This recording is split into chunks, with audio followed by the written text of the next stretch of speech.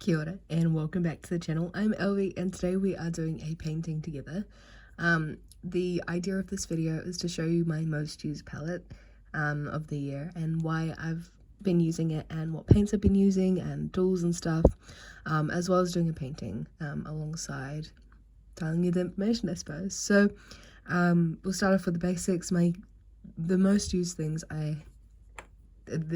these are my most used water containers. They are glass candle holders for small candles, and I bought them at an op shop for 50 cents and they're just amazing. They barely stain, they're so easy to clean, they hold enough water, but I don't want to overuse water when it comes to watercolor paint. Like, it's so easy to just dirty a whole jug of water when you don't actually need that much. And these are really good. There's two of them, so I can keep one clean, one more dirty. And they are amazing. I've been using them for quite a while, like 3-4 years maybe even 5. So quite a while, and they've been amazing. Other random tools, like this brush I don't use that much, but it is my most used flat brush and bigger brush. It's Dalerani maybe. And it is a half size, but it's really nice. It holds a lot of water and it can get beautiful flat edge, and it just glides across the page since the bristles are so long. It's a beautiful brush. When it comes to other kind of brushes I use is this one, which is the Rembrandt one, but it is natural hair, so it doesn't hold as fine a point as I like. And the control of water isn't quite what I want. And that brings me to the next two, which are the brushes I tend to use. We've got the Cotman Winsor & Newton one, which is my most used at the moment. And then we've got Itsy Bitsy, which is just a random brush that I found at home. But it's slightly bigger round point. But they have beautiful points they can come to. You can get very small and nice detail with them. And since these are really good for the size of book that I'm using at the moment, which is a 6, but for an A5 I might use some of the other brushes I just showed. So yeah, that's brushes. And then we've got a pen, which is just a random fine liner that is waterproof, which is the key thing. It's I don't know how to say that, but it's a pigment liner in the size 0.3. I don't really have a preference on size. This is a good in between a very fine point and a thicker, maybe 0.5 or something. And then pencil, I just have a Jazz Art pencil. I went through a lot of these for my work, for my course. I went through about 3 of these pencils. So we're left with some of the larger B pens, which is quite a dark lead. Yeah, so those pencils and tools and stuff. Paint sets, my most used is actually my Jazz Art one. I use it all the time when I'm going out and about. And yeah, it's my most used by far. But for the sake of this video, I won't be using this. I'll be using my second most used set, which is this one by Shrinker. It is a very small, long size, but I have really enjoyed using it. The tin is very nice to use, and it doesn't take up too much space on my desk. So if I open it out, this is kind of the set we're working with. I've got a volcanic brown, I believe it is, over here, because I quite like that brown. It's a beautiful granulating colour, and I do like using it a lot in my paintings. And then we've got my colour selection here.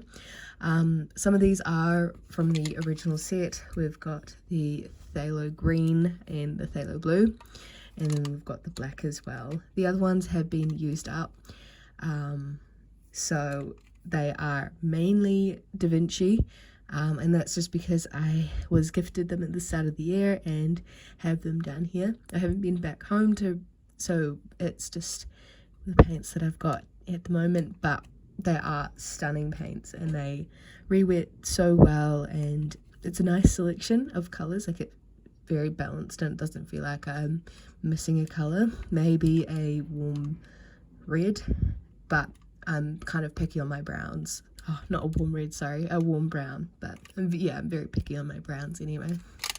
So I've just got yellow, warm red, cool red, ultramarine blue, so like a warm blue, cool blue, another cool blue, cool green, sorry. This is really nice for getting some interesting green mixes. And then we've got, I think this is Denise's green, and then Pearline green, which is a nice dark kind of blackish green. And then we've got raw sienna, which is, it makes some really nice greens. That's the yellow-ish I've been using the most at the moment, so I haven't actually been using a normal yellow for a while.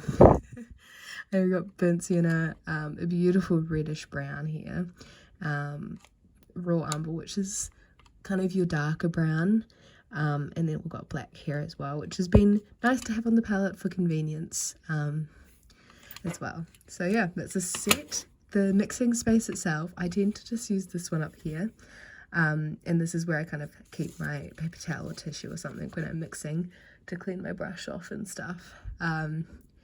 But it is more additional mixing space on the other side as well.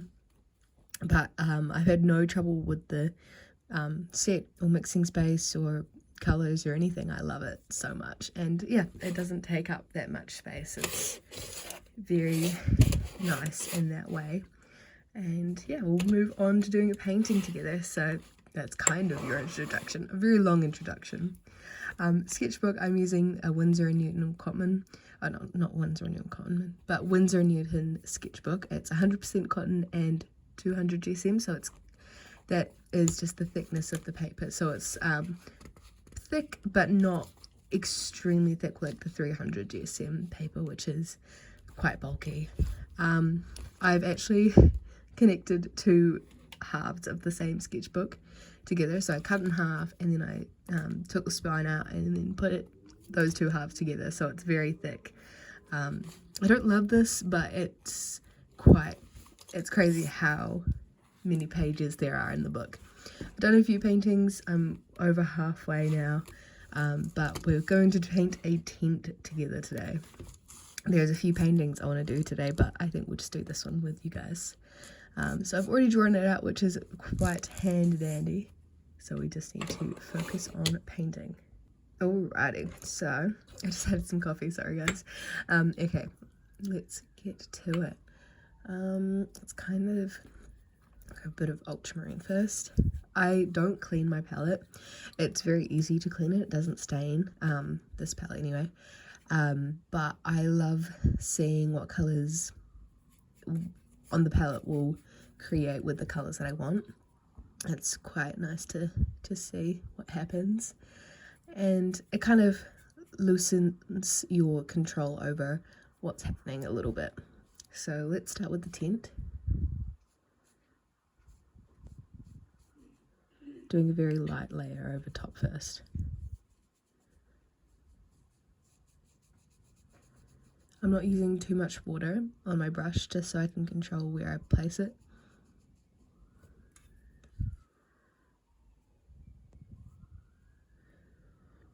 As you do more and more art, you kind of go through phases of different techniques. I find that when I use brushes at the moment, I've been using a lot less water than I used to on my brushes, and a bit more layering as well. But it just depends on my mood and also, yeah, how I'm feeling, because it changes how I paint a lot. So we're grabbing a little bit of the black and mixing it in with whatever colour's on the palette here for a nice grey for the middle of the tent. That's too dark. And it also just takes a little while to get used to the tools you've got. And since I've been using these ones basically since February, I've been able to figure them out and understand how they work as well, which is nice. So just taking the time to understand what I'm working with and if I like it or not as well, which is important.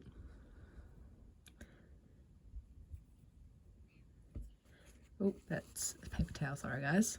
Oh.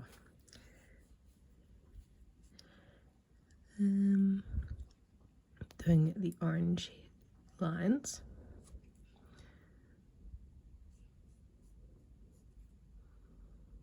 There's no particular reason why I'm painting a tent today. It just was on my camera roll, and I was like, you know what, you're right, I'll paint a tent today. Spontaneity never hurt anyone, right? Okay, then we'll do the sky, which is very non-existent in the reference that I'm using, but I'm just going to make a very faint blue.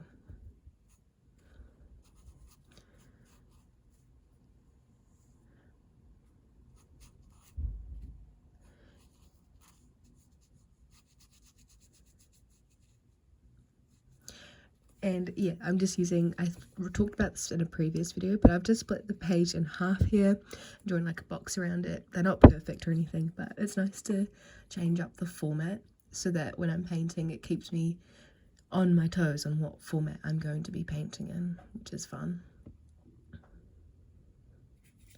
We'll do a base green.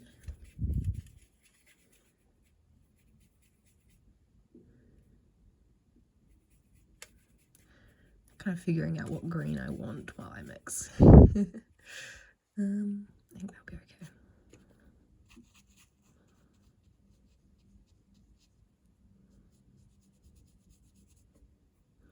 So yeah, I'm just adding base colors down because I can easily layer it up as I go. Well, later on in the painting, but it's nice to just have blocked out colors to reference and look at.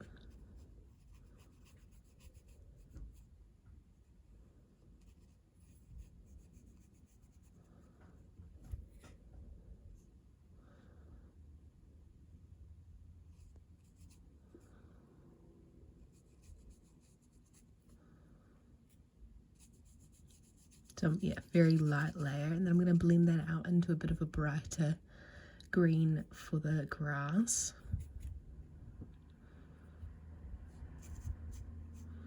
A little bit of water goes a long way.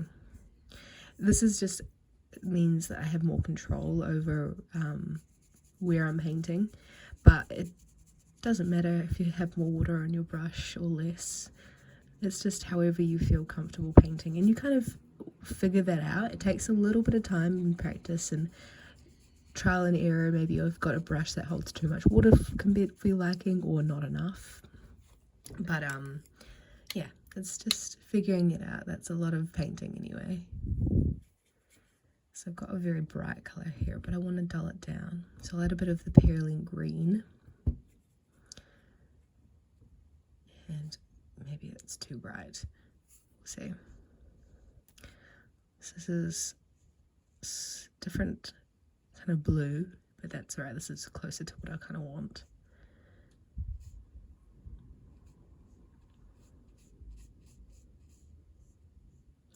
Kind of adding a bit of the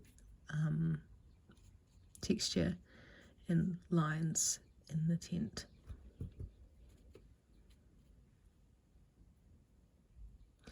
Then a little bit of shadow to the grey in the middle. It's kind of a blue leaning grey, so it works out well. And then some brown. I do love this warm brown here. I can't remember the name of it, but it's another one by Da Vinci, and it does have a bit of granulation to it, which is really nice. Yeah, it's nice to mix into other colours as well, because it is quite obnoxious on its own.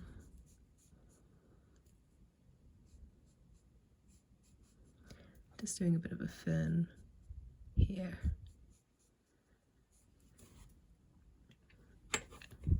And then I might brighten up that orange a little bit.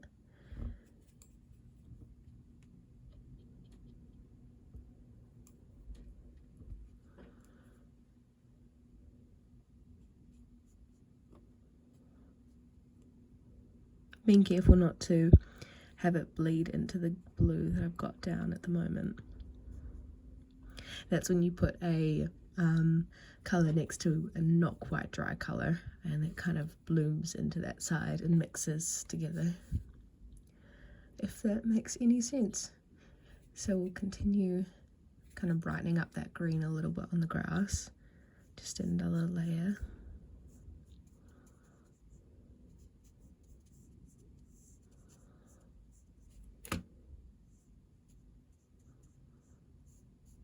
And yeah, I tend to use one brush for the painting, sometimes using a second one if it's like I want to do a big wash or something like that, but it means that I can get into the mindset of just how this brush works and not have to think about adapting to another brush, which isn't hard or like an issue or anything. It's just how I like to work, and it's fine. Doesn't, if you work differently, it's alright.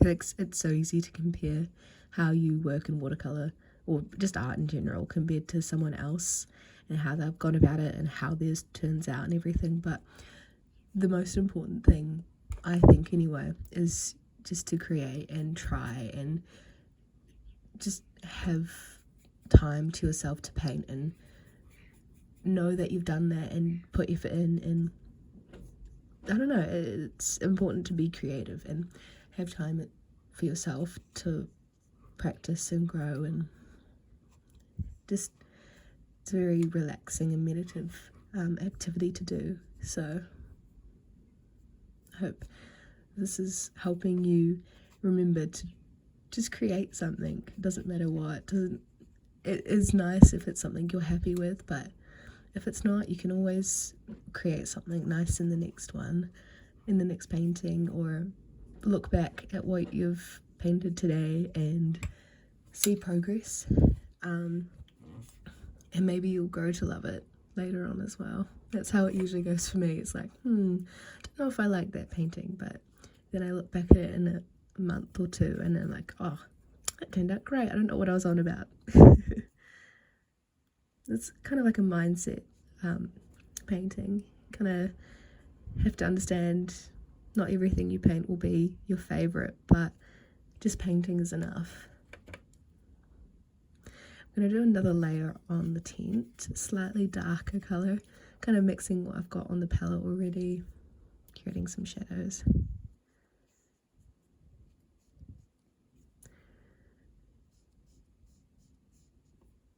Not an overly complicated painting today, but that's alright. Doesn't need to be.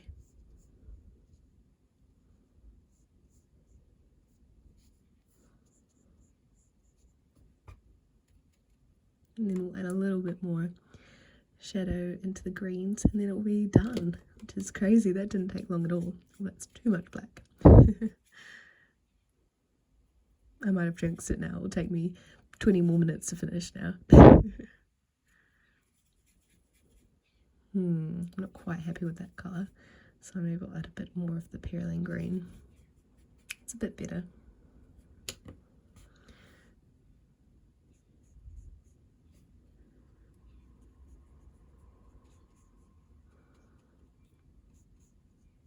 And sorry guys for the inconsistency of my videos. I've just kind of been focusing on my work for course, because it's all due in a couple months and there's a lot of it to do, so it's like I want to get it all done. So yeah, I've just been focusing on that at the moment, but every now and then I'll try to do a video, and it's just kind of whenever I'm feeling inspired or have an idea or have the time to, it's kind of, I'll do one. But yeah, it's just a hobby doing this, just a bit of fun. So but later on in the month, maybe near the end, I might come out with another video of an updated watercolour collection when I'm at home, because I also want to look through my paints, and I feel like that's always a fun way to do it. And I really enjoy looking at paint and talking about paint, so I think that would be quite fun to do.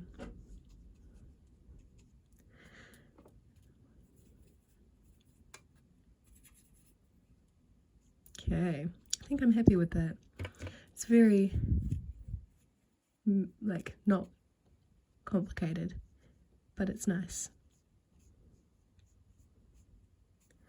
Alrighty, there's the painting. I'll give you a close-up look.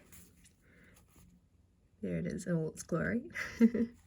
I hope it was a fun video, guys, and interesting. Maybe if there's something you're looking into particularly, like a palette or paints or anything, or a paintbrush, was interesting. And if you've ever tried these tools before and like them, or if there's something else that you like, let me know in the comments. I love talking to you guys. It makes my day, hear comments and stuff. And yeah, thank you guys for watching. I hope you guys have an amazing day.